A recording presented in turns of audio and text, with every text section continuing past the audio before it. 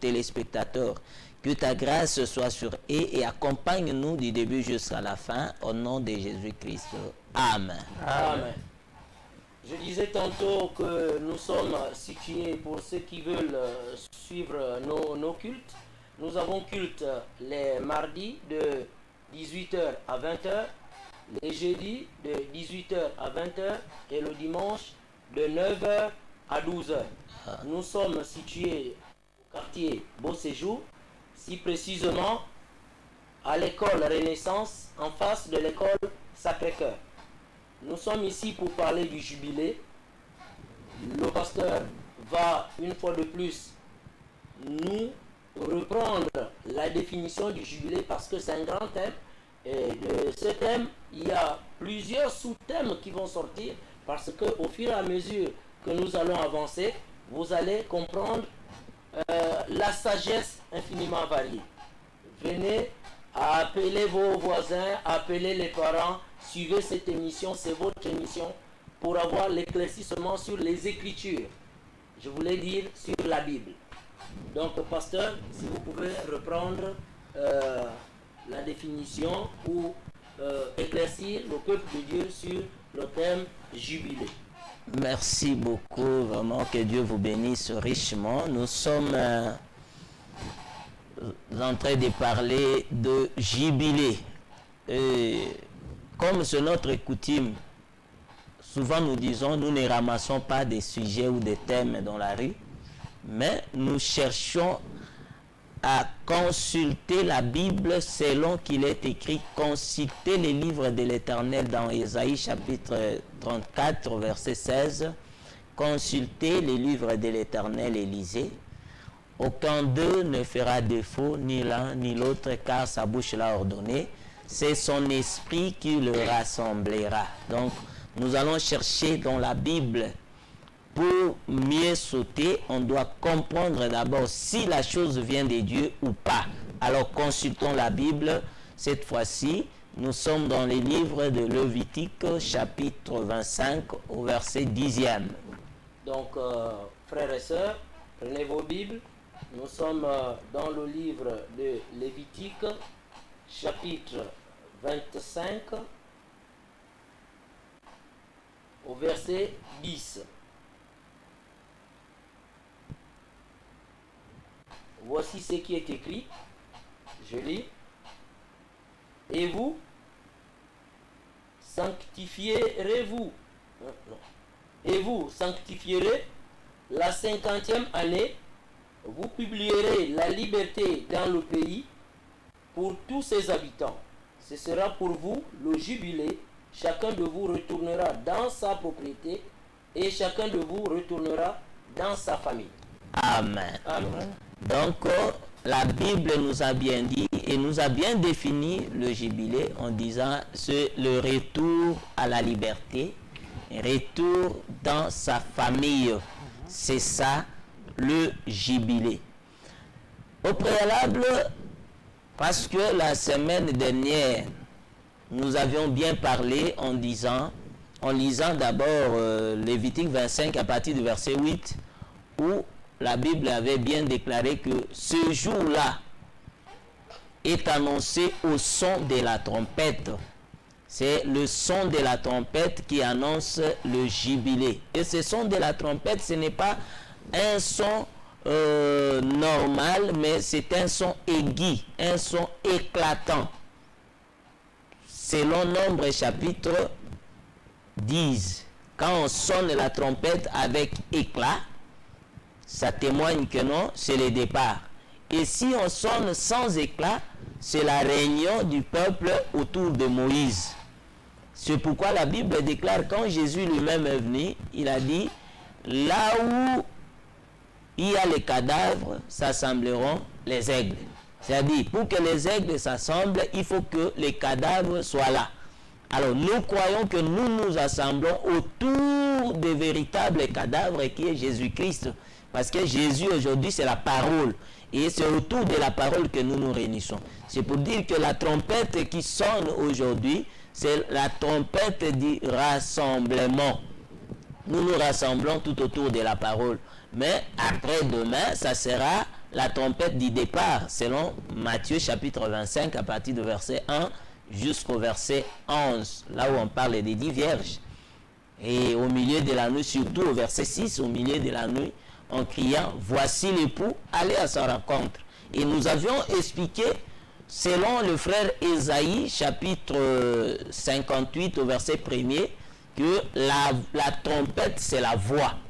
Et si la trompette est la voix, donc le frère Paul est venu dire que si par la langue, vous ne donnez pas un son distinct, comment comprendra-t-on ce que vous dites? Ce qui veut dire qu'en réalité, la trompette, c'est la parole de Dieu. Et si c'est par la parole, nous avions compris que la parole de Dieu a un nom dans la Bible, selon Jean chapitre 11, verset 49 à 53. La Bible déclare par le souverain sacrificateur Caïphe qu'il fallait qu'un homme meure pour la nation. Non seulement pour la nation, mais pour rassembler en un seul lieu tous les enfants de Dieu dispersés. Donc, pour le rassemblement des enfants de Dieu, on a besoin de la mort d'un homme. Or, cet homme dont le frère Caïphe parlait, c'était Jésus. Donc, Jésus, c'est la trompette du rassemblement. Parce que quand il est venu, dans sa première venue, la Bible déclare que par lui-même, il dit, le royaume de Dieu ne vient pas de la manière à frapper au regard. C'est que il était la trompette sans éclat. Voilà pourquoi tout le monde ne pouvait pas croire à lui. Mais pour croire en Jésus, il faut d'abord être prédestiné. Ce n'est pas à tout le monde de croire en Jésus. Celui qui doit croire en Jésus, c'est seulement un prédestiné. Et si tu n'es pas prédestiné, tu verras que non, tout ce qu'on est en train de dire n'a rien à voir avec toi. Alors, nous continuons aujourd'hui parce que en parlant du jubilé, nous avions dit que le jubilé en soi, c'est le retour à la liberté. Et pour que quelqu'un retourne à la liberté, il faut au préalable que la personne soit esclave. Et qu'est-ce qui fait que la personne soit esclave? Parce que nous avions lu, c'est important de répéter ce verset, Lévitique chapitre 25 au verset 55. Parce que là, on nous parle des esclaves et de leurs maîtres. Lévitique chapitre 25 au verset 55. Il est dit, c'est de moi que les enfants d'Israël sont esclaves. Ils sont mes esclaves. Je les ai fait sortir du pays d'Égypte pour qu'ils soient mes esclaves. Donc en réalité, les enfants d'Israël étaient les esclaves de Dieu lui-même. Alors étant les esclaves de Dieu, qu'est-ce qu'ils attendent? C'est la liberté. Bien, pasteur, nous avons une question. Ouais. Puisque vous parlez de la liberté pour nos frères et nos sœurs qui nous écoutent, puisque vous venez de parler des enfants d'Israël, mais pour ceux qui ne sont pas israélites, sont-ils aussi esclaves de Dieu? Ok, nous y arriverons. C'est une bonne question, une question pertinente. On commence d'abord par Israël. Pourquoi? Parce que Israël, c'est un peuple que Dieu a choisi sur la terre, selon Deutéronome chapitre 7, à partir du verset 7. L'Écriture dit, je n'ai pas choisi tout le monde, je vous ai choisi, non parce que vous surpassez tout le monde en nombre, mais c'est parce que je vais faire habiter mon nom en vous. Si vous lisez encore Psaume 147, verset 19 à 20, il est dit là-bas que non, Dieu a fait alliance avec Israël. Il ne l'a pas traité avec d'autres nations parce qu'ils ne connaissent pas l'Éternel. Donc Israël, c'est le modèle. Israël, c'est le miroir des gens qui ont marché avec Dieu. Donc si nous voulons marcher avec Dieu, notre modèle à suivre d'abord, c'est Israël, parce que sur cette terre, Dieu n'a choisi qu'un peuple appelé peuple d'Israël. C'est avec ce peuple que Dieu a marché. Voilà pourquoi on doit commencer par Israël et revenir sur nous, parce que nous ne sommes pas des Israélites selon la chair. Mais le frère Paul, en prêchant dans Romains, il a dit, qui est juif? Ça, c'était une question qu'il a posée. Qui est juif? un juif, en réalité, selon la chair comme ça, il y a des juifs, les habitants de Canaan, d'Israël, ils sont appelés des juifs. Mais quand nous arrivons sur le plan spirituel, la Bible nous appelle, nous qui avons reçu l'évangile, nous qui avons cru en Jésus-Christ, nous sommes des juifs spirituels. Donc nous sommes des juifs spirituels par rapport à l'évangile. Mais quant à la chair, il y a un peuple appelé peuple juif. Quant à l'évangile, ceux qui croient à l'évangile de Jésus-Christ sont appelés juifs spirituels. Donc c'est comme ça. Alors, nous avions dit et nous le répétons que Dieu a marché avec Israël. Et d'après Lévitique chapitre 25 au verset 55, Dieu a dit que c'est de moi qu'Israël est esclave. Donc Israël est mon esclave. Parce que je l'ai fait sortir de l'Égypte pour qu'il soit mon esclave. Alors, remarquez, pour que ce verset arrive jusqu'à nous, nous croyons d'après Romains chapitre 7. Romains chapitre 7, c'est important de rappeler ce verset. Vous qui nous suivez, Romains chapitre 7, nous allons lire le verset 18. Romains 6, 18, s'il vous plaît. Romains 6, 18. Frère Willy va faire la lecture. Romains 6, 18. Donc nous lisons Romains 6, Oui, verset 18. verset 18. Ayant été affranchis du péché, vous êtes devenus esclaves de la justice. Voilà. Donc Israël était esclave de Dieu. Or, en réalité, Dieu c'est la justice. Dieu est aussi appelé la justice. Maintenant, la Bible déclare que ayant été affranchis de la loi du péché, vous devenez esclaves de la justice. Donc, celui qui suit Dieu, celui qui suit l'évangile de Jésus-Christ, il doit nécessairement être l'esclave de l'évangile. Donc, être l'esclave de l'évangile veut dire quoi? Servir l'évangile, obéir à l'évangile de la vérité. Celui qui n'obéit pas à l'évangile de la vérité, c'est qu'il n'est pas esclave de l'évangile, donc il n'est pas esclave de la justice. Donc, c'est pourquoi nous croyons que sur la terre, Dieu a marché avec Israël, il a fait d'Israël ses esclaves. Or, d'une manière générale, on est esclave quand on dépend de quelqu'un à 100%. C'est qu'on est esclave. L'esclave n'est pas indépendant. L'esclave, c'est quelqu'un qui est dépendant. Il dépend de la personne qu'il a acheté. De son maître. De son maître. C'est ça.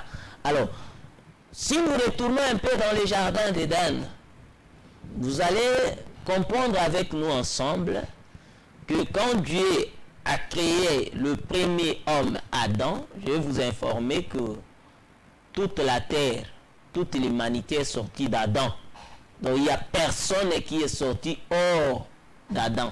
Tout le monde est sorti d'Adam. Donc le premier à donner naissance à tout le monde, c'est Adam. Donc, pour vous qui nous écoutez, comme venait de le dire le pasteur, il n'y a pas d'êtres humains qui sont nés du diable. Non, ça n'existe pas. Ouais. Si on vous l'a appris comme ça, c'est faux. Tous nous sommes sortis d'Adam. C'est ça. C'est ça. Et c'est justifiable dans la Bible parce que si vous lisez Actes chapitre 17, Dieu dit par le prédicateur Paul que Dieu qui a créé les cieux et la terre, il a placé des limites sur la terre, il a fait que tous les hommes sont sortis d'un seul sang. Tous les hommes. Donc il n'y a personne qui n'est pas sorti d'un seul sang. Et ce sang-là, c'est le sang adamique. Donc Adam, c'est celui qui a donné naissance à tout le monde. Il n'y a personne sur la terre qui peut dire, moi je ne suis pas sorti d'Adam. Tout le monde est sorti d'Adam. Alors, étant sorti d'Adam, nous disons ceci, quand Dieu a créé Adam, il l'a placé dans les jardins d'Éden. Adam dans les jardins d'Éden était roi. Il était riche. Il avait tout. Il ne manquait de rien. Mais quand le péché est entré dans les jardins, par les serpents. Parce que c'est les serpents anciens, bien sûr, qui a amené les péchés dans les jardins. On amena les péchés, Adam et sa femme ont péché. Et Dieu est venu, il les a chassés du jardin. En les chassant du jardin, directement, Adam était devenu esclave. Parce que dans le jardin, il était libre. Mais quand il a péché, il est devenu esclave. Ce n'est pas moi qui l'ai dit, c'est la Bible. Alors on doit vérifier dans la Bible si réellement Adam était devenu esclave. Parce que nous croyons que toute l'humanité est sortie d'Adam. Et comme toute l'humanité est sortie d'Adam, la Bible déclare qu'un seul homme a péché et a rendu coupable tout le monde. Et nous lisons maintenant Jean chapitre 8. Jean chapitre 8, verset 34 à 36. Écoutez Jésus lui-même qui témoigne. Donc nous sommes dans le livre de Jean, au chapitre 8, verset 34 à 36. 34 à 36. Prenez vos Bibles. Voici ce qui est écrit. En vérité, je vous le dis, Ouais. leur répliqua Jésus. Quiconque se livre au péché, esclave du péché. Ah, Or, l'esclave ne demeure pas toujours dans la maison, le Fils y demeure toujours. ah, Si donc le Fils vous a affranchi, vous serez réellement libre. amen. Donc, le verset a bien expliqué, il a tout mis au clair. Donc, quiconque se livre au péché devient automatiquement l'esclave du péché. Amen. Donc, il n'est pas libre. Donc, celui qui pêche est l'esclave du péché. Maintenant, pour quitter cette étape-là, d'être esclave du péché, Jésus a donné une issue, une voie de sortie. Qu'est-ce qu'il a dit? Si le Fils vous affranchit, vous serez réellement libre. Donc, le Fils, c'est celui qui apporte le jubilé. Amen. Amen. Sans le Fils, il n'y a pas le jubilé. Parce que tout le monde a péché en Adam, le premier. Parce que c'est Adam qui a péché. Et en péchant, directement, cet homme Adam s'est rendu coupable. C'est qu'il était devenu esclave. Esclave du péché. Et étant devenu l'esclave du péché, il ne demeurait plus dans la maison. Parce que la maison d'Adam, c'était le jardin d'Éden. C'était ça sa maison. Et quand il a été chassé, c'est qu'il est devenu esclave du péché. Et qu'est-ce qu'il attend? Il attend seulement le jubilé pour retourner dans sa propriété. Et sa propriété, c'est quoi? C'est les jardins. C'est ça sa famille. C'est comme il y a un homme dans Marc chapitre 5. La Bible déclare Jésus traversa de l'autre côté, vers le territoire des Gadaréniens. Il a trouvé un homme dans les sépulcres. Et quand cet homme a vu Jésus, comme il était possédé, il a dit, Jésus, fils de Dieu très haut, qu'y a-t-il entre toi et nous? Tu es venu pour nous perdre. Notre temps n'est pas encore arrivé. C'est que le diable tel qu'il est là, il sait que son temps n'est pas encore arrivé. C'est pourquoi je dis aux gens avec beaucoup plus de respect et d'amour que le diable lui-même sait que non, son temps n'est pas encore arrivé. Donc c'est inutile de le brûler dans des prières chaque fois. Parce que quand on le brûle, lui il sait que mon temps n'est pas encore arrivé. Il ne va pas mourir. C'est que vous vous dérangez pour rien parce que lui-même il sait que mon temps n'est pas encore arrivé. Alors, une question, pasteur. Vous avez dit que le jubilé, c'est le retour à la liberté. Ouais. C'est le retour dans sa famille Ouais. ou dans sa maison. Ouais. Vous avez parlé du jardin d'Éden. Alors, il y a plusieurs qui nous suivent. Est-ce que tous ceux qui vont croire à la parole du Seigneur Jésus-Christ vont retourner dans le jardin d'Éden? Merci beaucoup. Merci. Alors, nous disons ceci. Le jardin d'Éden, c'est un lieu de délices. C'est un lieu préparé par Dieu pour ses élus. Aujourd'hui, le jardin d'Éden, c'est la vie éternelle. Alors, celui qui croit à l'évangile de Jésus-Christ, c'est normal parce que quand on croit à l'évangile de Jésus-Christ, on doit retourner à l'éternité. Mais quand on ne croit pas à l'évangile, on ne va pas retourner à l'éternité. Donc, le jardin d'Éden, aujourd'hui, ça s'appelle l'éternité ou le royaume des cieux. Et si on croit à l'évangile, on retourne au royaume. Comme Adam. Alors, je continue en disant ceci. Jésus a traversé, il a trouvé cet homme-là, et directement, il a menacé les esprits qui étaient dans cet homme. Parce que Jésus, avant de menacer et chasser ces esprits, il a dit, qui êtes-vous? Et les esprits ont dit, légion. Et en disant que nous sommes légion, directement, Jésus a menacé ces esprits. Ils sont sortis. Et l'homme devait retourner dans sa maison. Il devait retourner dans sa maison. C'est que, étant dans le sépulcre, il n'était pas chez lui. Alors, quand Jésus a chassé les mauvais esprits, il a fallu que cet homme retourne dans sa maison, retourne dans sa propriété, retourne dans sa famille. C'est qu'en d'autres termes, le jubilé, c'est la délivrance. Donc, quelqu'un qui est délivré, c'est-à-dire, il est maintenant libre. Amen. Parce que, si on est en prison, c'est qu'on est esclave. Et directement, quand la délivrance vient, c'est ça le jubilé. La 50e année qui est annoncée par le son de la trompette. Pasteur, vous pas 70e année, pourquoi pas 60e année, pourquoi 50e année? Ok. D'abord, nous avons lu dans Lévitique chapitre. La Bible a parlé des semaines sabbatiques. Les semaines sabbatiques. C'est-à-dire quoi? Vous compterez 7 sabbats d'année qui vous feront 49 ans. C'est ça ce que la Bible a dit. C'est une demande de l'Éternel. Oui, c'est l'Éternel lui-même qui a dit ça, qui a demandé aux gens de compter comme ça. Et qui vont compter, ce sont les esclaves. Celui qui va compter comme ça, c'est seulement un esclave. Si tu n'es pas esclave, tu n'arriveras pas à compter. Parce que tu vas compter les années, pourquoi? Tu sais que non, Dieu a établi la 50e année pour la liberté. Oh, pour Israël, c'était la 50e année physique. Mais pour nous aujourd'hui, ce n'est pas une année physique, mais c'est seulement quand nous racontons celui qui doit nous délivrer. Parce que Jean chapitre 8, 34 à 36 nous a bien dit que si le Fils vous affranchit, vous serez réellement libre. Donc la liberté ne vient que par le Fils. Or le Fils, c'est l'évangile que nous vous annonçons. Celui qui croit à l'évangile, il devient libre. Alors, il y a une question. Oui. Mais les auditeurs demandent ici, dans Jean 8, 35 à 34 à 36, Oui. Ils seront réellement libres de quoi? Parce qu'on dit que tout homme est pécheur. Si on parle de péché, donc qui sera sans péché ou qui est avec le péché?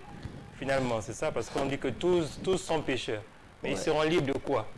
Puisqu'il est question de retourner au jardin d'Éden. D'accord. Nous avions bien dit que quand Adam était dans les jardins, avant la chute, avant que le serpent vienne, Adam était sans péché. Et le péché vient quand on transgresse la loi. La transgression de la loi, c'est ça le péché. Parce qu'il faut comprendre aussi la définition du péché. Il y a beaucoup de gens qui parlent du péché, mais ils ne connaissent pas la définition du péché. Qu'est-ce qu'on appelle le péché? Le péché, c'est la transgression de la loi. Quand on transgresse la loi, on devient pécheur. Et une fois on est devenu pécheur, c'est qu'on devient esclave. Alors, Adam étant dans les jardins, avant le péché, il n'était pas esclave. Et directement, quand il a péché, il est devenu esclave. C'est la pause, mais nous allons continuer après quelques secondes.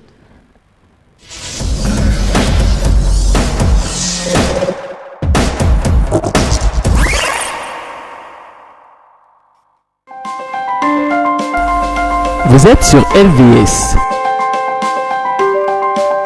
Vous êtes opérateur économique, entité religieuse ou particulier. Vous souhaitez faire promouvoir votre produit, votre société, votre environnement ou vos capacités. LVS est la télévision qu'il vous faut pour toutes vos publicités, annonces, messages et communiqués. Le meilleur impact de vos publicités promotionnelles ne peut se faire que chez nous. Pour nous contacter, c'est simple. Composez le 01 77 23 73 ou le 06 83 00 26. La meilleure publicité promotionnelle, c'est sur LVS. LVS, sauvons nos âmes. Informatique, impression sur tout format, affiches, brochures, flyers, cartes, calendrier, posters sur tout support, papier, bois, PVC, verre, textile, vitrine, imprimerie, sublimation, infographie sur toute quantité de 0 à plus de 5000 exemplaires. Nos atouts nous classent dans la qualité et l'excellence. Pour vos commandes, nous sommes situés à Okala, en face de la station Petro Gabon. Infoline 01 45 43 62 07 82 15 53 06 48 10 11.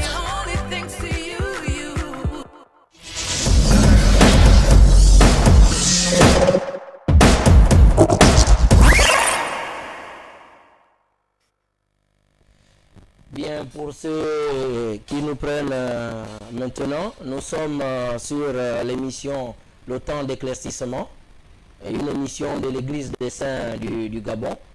Pour ceux qui ne savent pas là où nous sommes situés, nous sommes au quartier Beau Séjour, à l'école Renaissance, en face de l'école Sacré-Cœur. Les jours de culte sont les mardis de 18h à 20h, les jeudis de 18h à 20h, et le dimanche de 9h à 12h. Le thème d'aujourd'hui, le jubilé. La semaine dernière, nous avons commencé et nous continuons sur ce thème, car à partir de ce thème, il y a plusieurs autres thèmes qui vont naître. Et nous allons comprendre plusieurs points où nous avions des zones d'ombre dans la Bible.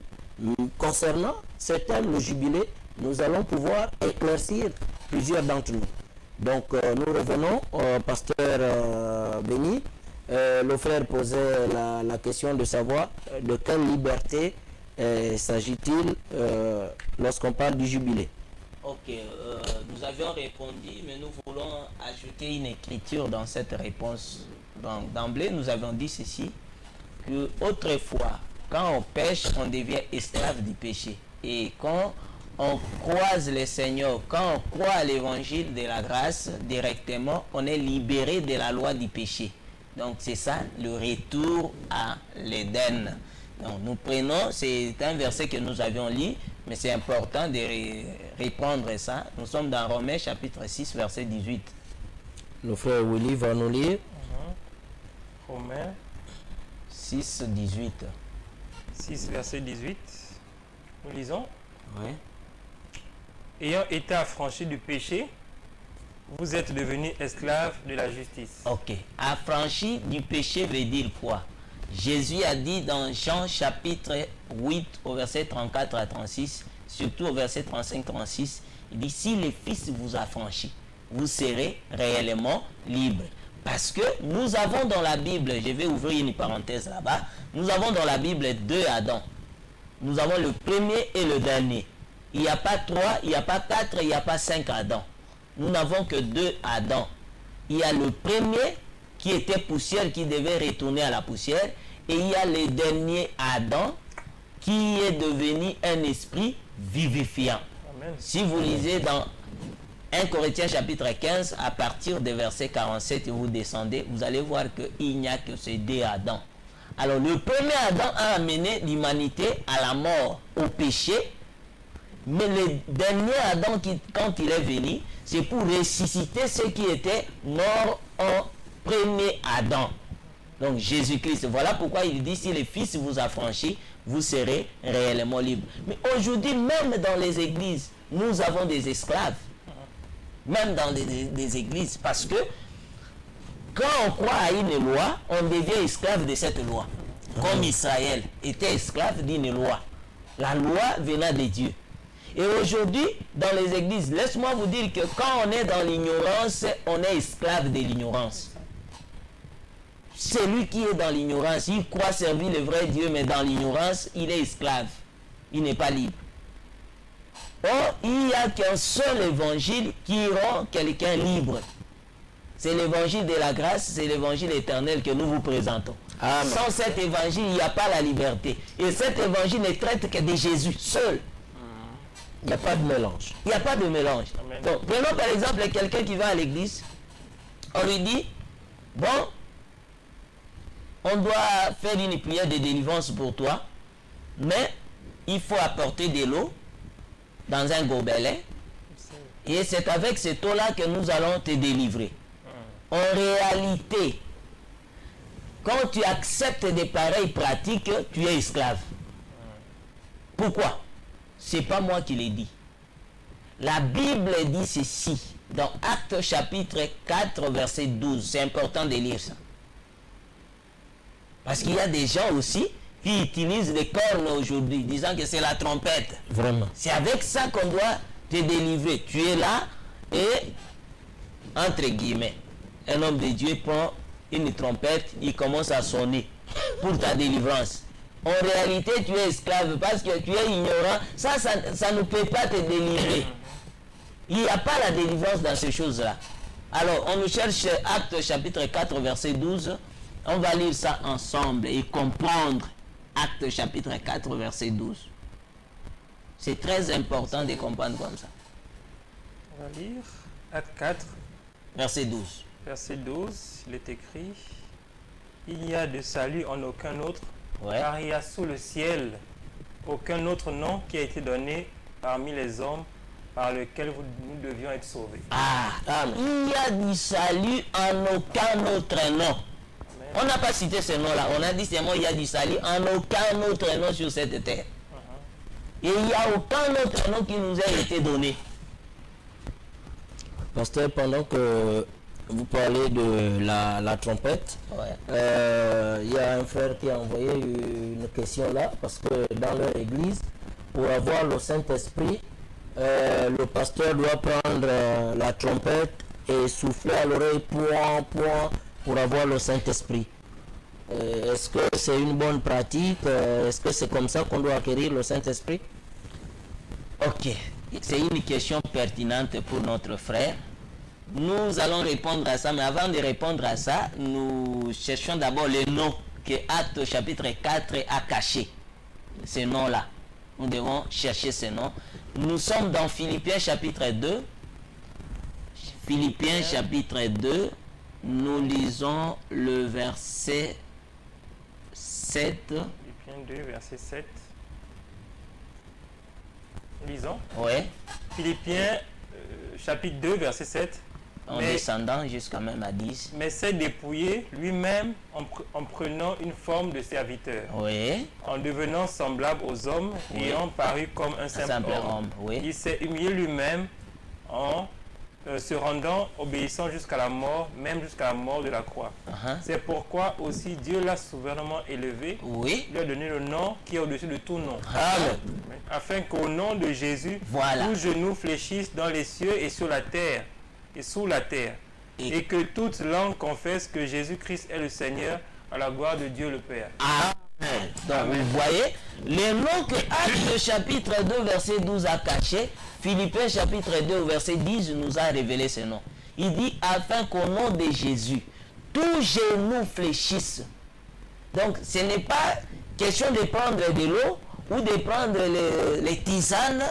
Vous venez avec ça à l'église, avec toutes les pratiques que vous faites pour dire que non, ça c'est pour la délivrance, ça c'est pour rendre quelqu'un libre. Non, c'est seulement le nom de Jésus qui a cette capacité de délivrer. Il n'y a aucun autre nom. Oui, mais pasteur, mais de nos jours, il y a des hommes de Dieu qui délivrent dans le sang, le feu. C'est quoi tout ça? C'est pas des bonnes pratiques alors? Il faut d'abord vérifier la Bible. La Bible a dit aucun nom ne nous est donné par lequel nous pouvons être sauvés. Et Philippiens a dit c'est le nom de Jésus. C'est avec ce nom-là que tout genou. Et quand on parle de tout genou, nous voyons les maladies, nous voyons les mauvais esprits. Et puis on a dit au ciel, Sur la terre. sur la terre et sous la terre. Oui. Donc c'est ça le nom. À part ce nom de Jésus, il n'y a aucun autre nom, mes bien-aimés. Alors je reviens maintenant en ce qui concerne les Saint-Esprit. Il faut d'abord comprendre, les Saint-Esprit c'est quoi? Parce que beaucoup de gens ne comprennent pas. Ils parlent du Saint-Esprit, Saint-Esprit. Ils croient que non, quand je suis à l'église, et il y a une sensation, c'est ça le Saint-Esprit. Non, non. Il faut d'abord comprendre ce qu'on appelle le Saint-Esprit. Jésus lui-même a dit, il est avantageux que je m'en aille. Parce que si je reste avec vous, vous ne serez pas revêtus d'une puissance. Il est vrai, le Saint-Esprit, c'est une puissance de Dieu. Alors, comment recevoir le Saint-Esprit? D'abord, Jésus a dit dans Jean chapitre 6, il dit, la parole que je vous ai dite, j'aime ça. Jean chapitre 6, il dit, la parole que je vous ai dite est esprit et vie. Donc la parole, c'est l'esprit. Amen. Donc quand on n'a pas la parole, on n'a pas l'esprit. Ah, mais pasteur, puisque le frère, quand il envoie sa question, il dit dans son église, on prend la trompette, Ouais. et on vient, on souffle à ton oreille et tu as le Saint-Esprit. Ça, ce sont des pratiques mystérieuses, des pratiques diaboliques. Parce que, lisez bien dans la Bible, je prends d'abord l'ancienne alliance. Dieu a dit à Moïse, convoque les 70 anciens. Vous viendrez vous tenir au bas de la montagne, je prendrai l'esprit qui est en toi et je le répandrai dans tous ces anciens-là. Dieu n'a pas utilisé la trompette. Il a dit à Moïse, prends la trompette, tu vas souffler, tu vas sonner la trompette aux oreilles de ces anciens-là pour recevoir le Saint-Esprit. Il n'a pas fait ça. Le jour de Pentecôte, nous n'avons jamais vu Dieu descendre du ciel avec la trompette et commencer à souffler aux oreilles de ceux qui étaient dans la maison pour recevoir le Saint-Esprit. Et la Bible déclare dans Actes chapitre 8 que le frère Philippe est allé à Samarie. Arrivé à Samarie, il a prêché l'évangile, il a baptisé les gens, mais il n'avait pas reçu le Saint-Esprit. Pierre et Jean, quand ils sont descendus, ils ont imposé les mains. Vous voyez? Ils ont imposé les mains sur ces gens-là et ils ont reçu le Saint-Esprit. Il n'y a aucune autre pratique pour recevoir le Saint-Esprit si ce n'est de l'imposition des mains. C'est ça ce que la Bible déclare. Amen. Donc on reçoit le Saint-Esprit aujourd'hui par l'imposition des mains des ministres mandatés. Amen. Il n'y a pas une autre pratique, non. Prenez ceci, ou bien il y a des répétitions aussi. Bon, tu vas répéter Jésus 7 fois. Après avoir répété Jésus 7 fois, tu auras le Saint-Esprit. Ça, ce sont des pratiques propres aux ignorants. Quelqu'un qui n'a pas l'évangile, alors on doit l'amener comme ça. C'est ce que la Bible déclare dans Osée, que mon peuple périt faute de connaissances. Oui, mais- Quand on n'a pas la connaissance, Oui, mais pasteur, il y a bien sûr un passage biblique qui appuie leur façon peut-être de penser. Dans Jean 20, verset 22, je crois, si vous connaissez 21, Oui. vous vous rappelez du passage. Ouais. Jésus leur dit de nouveau, la paix soit avec vous. Comme le Père m'a envoyé, moi aussi je vous envoie. Après ces paroles, il souffla sur eux, recevez le Saint-Esprit. Je crois que c'est de là où Il donc, prend Jésus le- pour pour souffler souffler. sur les disciples, ou moins sur les hommes qui sont dans l'assemblée. chaque verset, c'est très bien ce verset-là. Chaque verset a son jumeau. Chaque verset de la Bible. Il n'y a pas seulement un verset comme ça. Et si nous prenons Job chapitre 32. Job 32. Job 32 verset 8.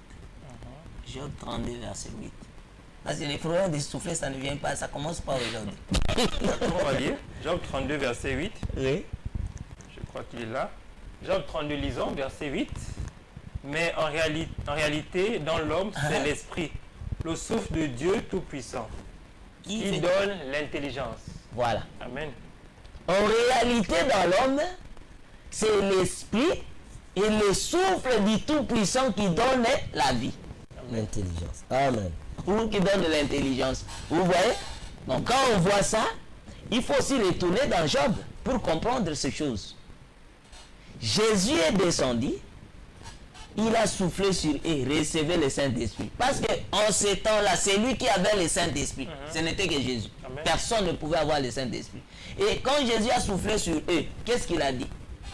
Après ça, si vous prenez Attendez, Luc chapitre 24, à partir du verset 47, même si vous prenez Marc chapitre 16, à partir du verset 15 jusqu'au verset 16, vous allez voir ça. Même Matthieu 28, vous verrez ça.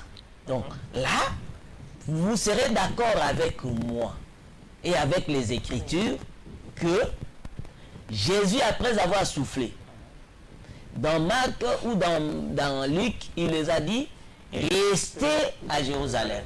Ne vous éloignez jusqu'à ce que vous serez revêtus de la puissance. Il a déjà soufflé sur eux. Comment il peut leur dire que non, restez à Jérusalem? Bon, ils devaient rester à Jérusalem jusqu'au jour de Pentecôte. Amen. Et le Pentecôte est venu quel jour? C'est le 50e jour. Jubilé. Vous voyez? C'était le 50e jour. Tu vas dire que mais là on a parlé des années. Toi tu parles des jours comment? Lisez bien Ézéchiel chapitre 4 verset 6. C'est important. Ézéchiel chapitre 4 verset 6. Ézéchiel chapitre 4 verset 6. Oui. Oui. Ézéchiel 4 verset 6 Ouais. est écrit: quand tu auras achevé ces jours, Oui. couche-toi sur le côté droit et tu porteras l'iniquité de la maison de Juda pendant 40 jours. Je t'impose un jour pour chaque année. Ah, vous voyez? 40 jours, Dieu dit je t'impose un jour pour chaque année. C'est-à-dire, c'est combien d'années? C'est 40 années, non? 40. C'est 40 ans. Parce qu'il dit un jour égale à une année. Alors prenons maintenant les 50 jours de Pentecôte. C'est combien d'années? C'est 50 ans. C'est-à-dire c'est la 50e année que le Saint-Esprit est venu. Or, quand le Saint-Esprit vient, c'est pour rendre quelqu'un libre. Amen. Et il est libre quant à la loi du péché. Parce que la Bible déclare, là où il y a l'Esprit de Dieu, il y a la liberté. Vous voyez? Donc, le jour de Pentecôte, les gens ont reçu le Saint-Esprit. Et quand ils ont reçu le Saint-Esprit, ils ont commencé à travailler. La Bible déclare que nous sommes édifiés sur le fondement des apôtres et des prophètes. Jésus-Christ, la pierre angulaire. Jésus étant la pierre angulaire, la Bible déclare que nous sommes édifiés sur le fondement des apôtres. Bon, prenons les apôtres. Qui est cet apôtre qui a utilisé la trompette pour communiquer le Saint-Esprit aux gens? Même pas Aaron, Il n'y a aucun apôtre. ni Pierre. Maintenant, pourquoi toi tu utilises ça? Et quand tu crois à des pareilles pratiques, c'est que tu es esclave. Jusque-là, le jubilé n'est pas encore venu chez toi. Donc, la 50e année n'est pas encore accomplie sur toi. C'est pourquoi tu resteras toujours esclave. Le jour où la 50e année va s'accomplir, tu vas sortir pour retourner dans ta maison, tu vas retourner dans ta propriété et dans ta famille. Donc, c'est ça. Donc, le Saint-Esprit ne se donne pas par des pratiques. Il y a d'abord l'évangile. Il faut connaître l'évangile. Si une fois tu connais, tu as reçu l'évangile, c'est alors que le Seigneur lui-même et le Saint-Esprit, on ne le reçoit pas avec des pratiques. C'est-à-dire, je viens à l'église, je vois tel qui parle en langue. Shikabara, shikabara, shikabara. Je copie cette langue pour dire que non, moi aussi j'ai reçu le Saint-Esprit. C'est pas ça. C'est pas ça. Le Saint-Esprit, on le reçoit par l'évangile. Il faut premièrement écouter l'évangile et mettre foi à cet évangile, croire à cet évangile. C'est alors que le Seigneur te donnera le Saint-Esprit. Parce que le frère Pierre l'a prêché. Il dit, quand ils ont posé la question, oh mes frères, que ferons-nous? C'est ça la question. Est-ce que toi, tu t'es déjà posé cette question à la maison, là où tu nous suis là? Tu t'es déjà posé cette question? Que dois-je faire après avoir écouté l'évangile? Tu t'es jamais posé cette question. C'est comme si c'était un mouvement. Tu t'es retrouvé dans un mouvement seulement comme ça. Bon, ici, si tu aimes Jésus, dis Alléluia. Tu dis Alléluia 7 fois, alors tu as reçu le Saint-Esprit. C'est comme ça. Alors que ce n'est pas comme ça qu'on reçoit le Saint-Esprit. Pour recevoir le Saint-Esprit, on a besoin d'abord de la parole. Il faut écouter la parole. Après avoir écouté la parole, on se pose cette question. Oh mes frères, que devons-nous faire? Et la réponse viendra dans Actes chapitre 2 au verset 37 à 38, même 39. Il dit, repentez-vous. Et que chacun de vous soit baptisé au nom de Jésus pour le pardon de ses péchés, afin de recevoir les dons du Saint-Esprit. Amen. On reçoit les dons. C'est très important, ces versets-là. Il dit, premièrement, il faut se repentir. Toi, tu ne t'es pas repenti. Mais tu viens seulement à l'église, on te dit aujourd'hui, toi aussi tu répètes aujourd'hui, demain, après-demain, je veux voyager, je suis avec Jésus, et tu crois que non, en faisant ça, c'est ça, recevoir le Saint-Esprit. Non, on reçoit le Saint-Esprit après avoir entendu la parole de la vérité. Et cette parole, après avoir l'écouté, il faut croire à ça. Se repentir, être baptisé au nom de Jésus-Christ, pas dans la piscine. Dans les eaux qui coulent. Et c'est comme ça qu'on aura droit au Saint-Esprit. Si tu étais baptisé dans la piscine, il n'y a pas le Saint-Esprit.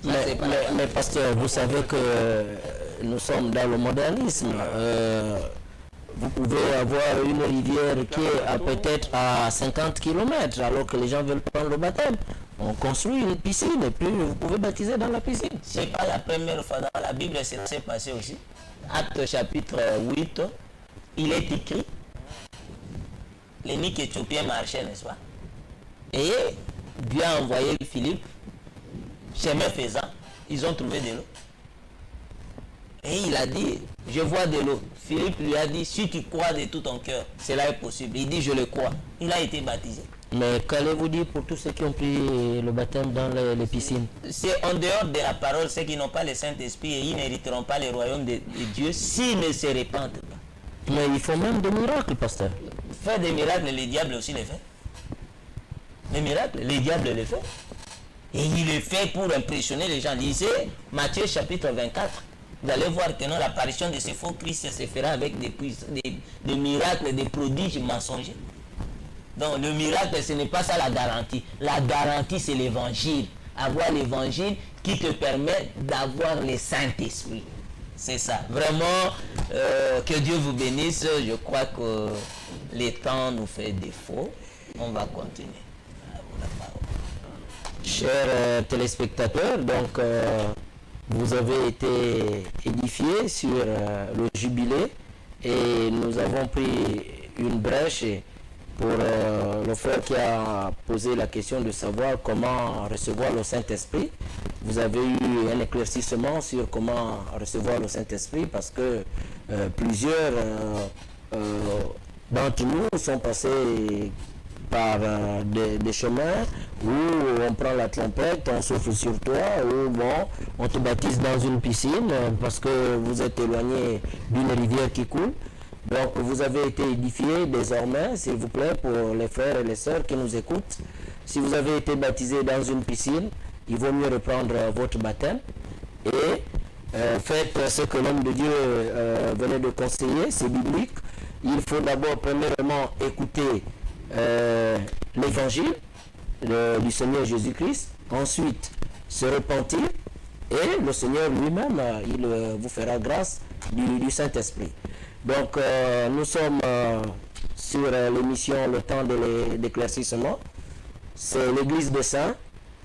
Venez, nous sommes situés au quartier Beau Séjour, dans l'école Renaissance, en face de l'école Sacré-Cœur. Les jours de culte, c'est le mardi de 18h à 20h, le jeudi de 18h à 20h et dimanche de 9h à 12h. Que le Seigneur vous bénisse. Shalom. Je ne suis qu'un pèlerin, oui, sur cette terre. Je viens contempler la gloire divine qui se manifeste dans ces créatures.